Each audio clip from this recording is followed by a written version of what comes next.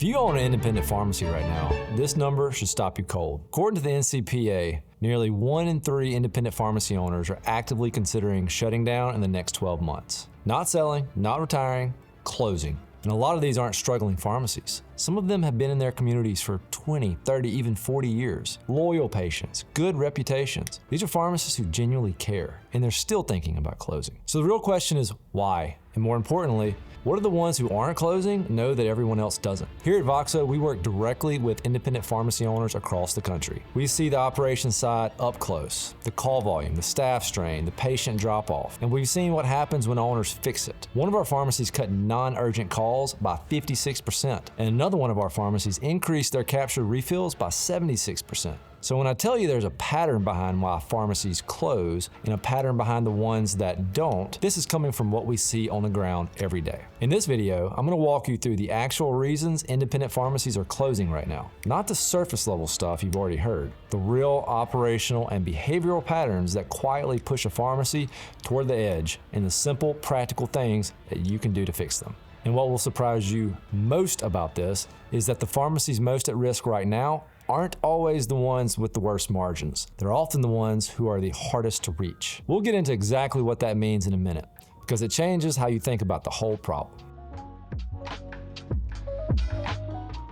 When you look at the pharmacies that actually close, most people assume it's purely financial. Reimbursements dropped, or DIR fees hit hard, the math stopped working. And yes, the pressure is real.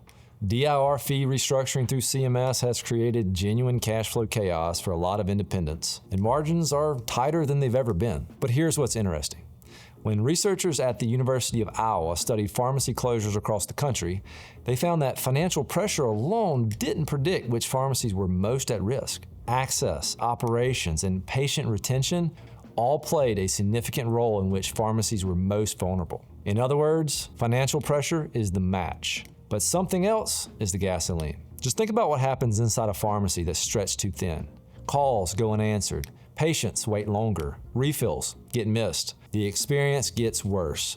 And when the experience gets worse, patients start looking around. They don't announce it, and they don't complain. They just quietly move their prescriptions somewhere else. And when that drift starts, the financial pressure gets worse, which makes the operations worse, which causes more patients to leave. It becomes a cycle that's very hard to break once it's moving. The shutting down usually isn't one big moment.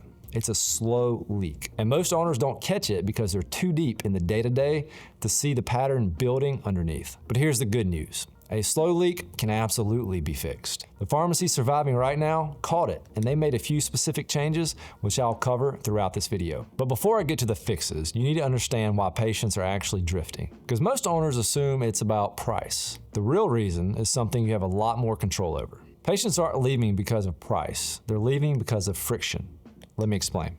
A GoodRx survey found that when patients switch pharmacies, their number one reason isn't cost, it's convenience, accessibility, how easy it is to get what they need, when they need it. And a report from the National Association of Chain Drugstores found that more than 80% of pharmacy patients now prefer some form of digital or automated communication for routine interactions such as refill reminders, pickup notification, and basic status updates. That's not a future preference, that's right now. So picture this from a patient's perspective. They call your pharmacy at 7 p.m. on a Tuesday to check if their refill is ready. Man, nobody picks up. Then they try again on Wednesday morning, and they're put on hold for 4 minutes and hang up. Then they get frustrated, and they transfer their prescription to a chain that has an app. They didn't leave you because you're more expensive. They left you because getting a simple answer felt like too much work. And here's the brutal part. You never even know it happened. The refill just stopped coming in. And though independent pharmacies have always competed on relationships and personal care, relationships require contact. And if patients can't reach you easily at the hours that work for their life, that relationship quietly fades no matter how much you care about them. The chains aren't winning on price, they're winning on friction. And that should excite you because reducing friction is something you have complete control over. So let's understand what's creating all that friction in the first place, because it's something most pharmacy owners have completely stopped noticing since it's become so normal. You've accidentally normalized a crisis. How many calls does your pharmacy get every day? For most independent pharmacies, the answer is somewhere between 100 to 300.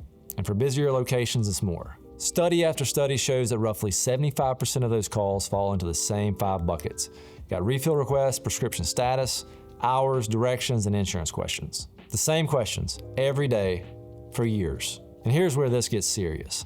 A study published in the Journal of the American Pharmacists Association found that pharmacists are interrupted on average once every 4 minutes during their shifts, and phone calls are the #1 source of those interruptions. So if your team spends even 3 hours a day handling those routine calls, which is conservative, you're looking at $50,000 to $75,000 per year in labor cost, tied up in conversations that don't require a pharmacist's clinical expertise at all. And it's not only just about the money. Research has shown that 62% of medication errors are directly linked to workflow interruptions. Not to bad pharmacists, not to negligence, but to interruptions. So every routine call that pulls your team away from verifying a prescription or counseling a patient raises that risk a little bit. Not to mention, on top of that, pharmacist burnout has been noted as the highest it's ever been, according to a 2023 report from the Pharmacy Workforce Center.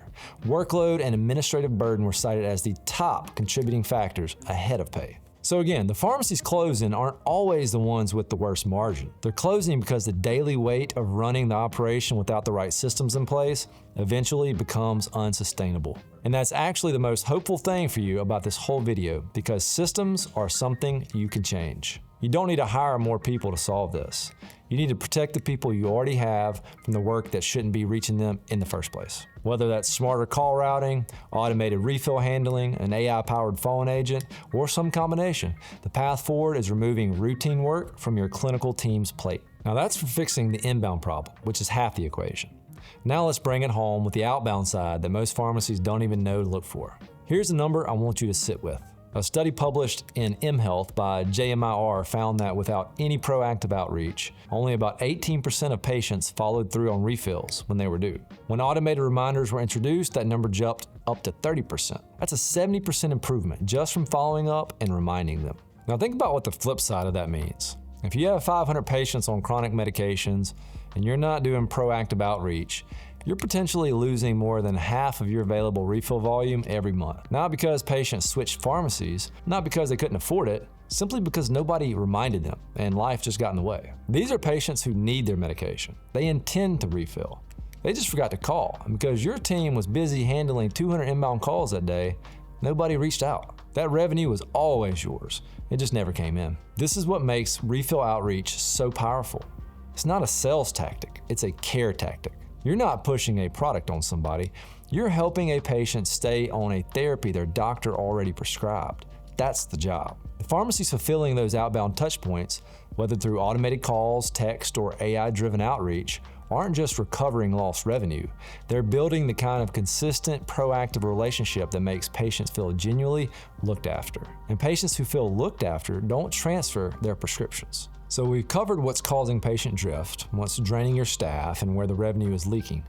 This last piece is what ties all of it together, and it's the one that separates pharmacies that survive from the ones that don't, and it's the most fixable of all. Every challenge we've talked about today, patient drift, friction, staff overload, missed refills, they all share something in common. They're all problems that get worse the longer you wait to address them. And they all have one thing in front of them: time. Your staff's time. Your pharmacist's time. The hours in a day your team has to do anything beyond just keeping up. The independent pharmacies that are growing right now have figured out something important. You can't save your way to survival. At some point, you have to play offense. Offense looks like reaching out to patients before they run out of medication, instead of waiting for them to call. It looks like a pharmacist who has the time to actually counsel a patient on a new prescription, because they're not also managing a whole queue of 6 people. It looks like a team that can expand vaccine services or grow MTM consultations because their routine work is no longer sitting on their desk. None of this requires a massive investment or a complete overhaul of how you operate. In most cases, the capacity is already inside your pharmacy. The question is just what your people are spending that capacity on.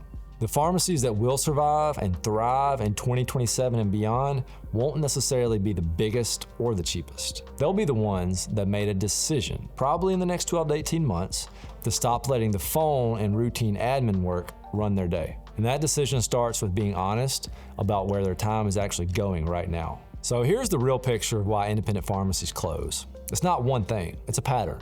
Patients who can't reach you easily, refills that slip through without any follow-up, Staff so buried in routine calls that they can't do the clinical work that actually builds your reputation. And over time, a slow drift that's hard to see until it's very hard to reverse. And none of this is inevitable, and none of it requires a huge budget or a full rebuild to start fixing. Now, if you're watching this thinking, okay, I get the problem, but what does actually fixing this look like, step by step with real numbers? Watch this video that breaks down exactly how independent pharmacies are saving $8,000 a month by handling routine calls automatically. Other than that, I'm Brennen from VOXO, and thanks for watching. And if this gave you a clearer picture of what's actually happening out there, subscribe. We put out content specifically for independent pharmacy owners who are serious about building something that lasts. See you in the next one.